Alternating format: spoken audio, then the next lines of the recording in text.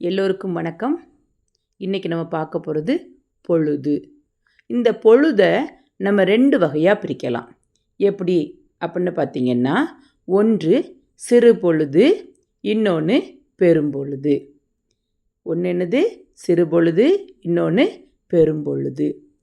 சிறு பொழுது எதெல்லாம் அப்படின்னு பார்த்திங்கன்னா, காலை, நண்பகல், ஏற்பாடு, மாலை, யாமம், வைகறை. இதுதான் என்னது? சிறு பொழுது.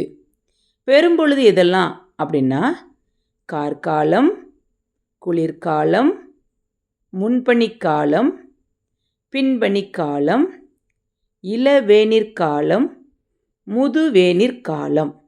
இதுதான் என்னது? பெரும்பொழுது. இந்த சிறு பொழுதுக்கு எத்தனை மணி நேரங்கள் வரும் அப்படின்னு பார்த்திங்கன்னா, ஒவ்வொரு சிறு பொழுதுக்கும் 4 மணி நேரம் வரும். சரியா? அப்போ காலைக்கு மணி பார்த்திங்கன்னா, காலை 6 மணி முதல் காலை 10 மணி வரை. அதுதான் என்னது? காலைக்குரிய நேரம். அடுத்து சிறு பொழுது நண்பகல்.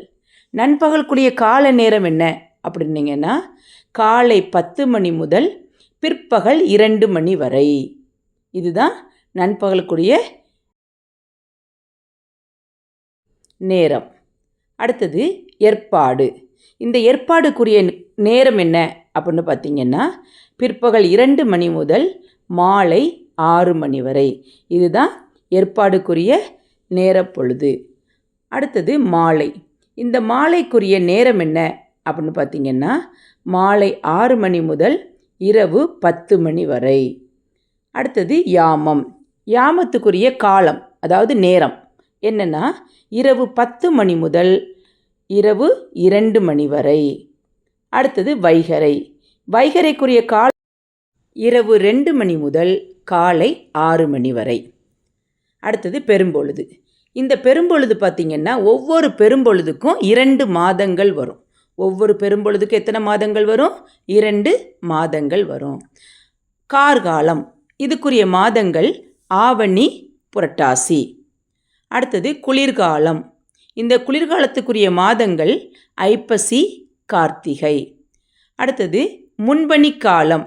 இதற்குரிய மாதங்கள் மார்கழி, தை. அடுத்து பின்பனிக்காலம். இதனோட மாதங்கள் மாசி, பங்குனி. அடுத்தது இளவேனிற்காலம். இதுக்குரிய மாதங்கள் சித்திரை, வைகாசி.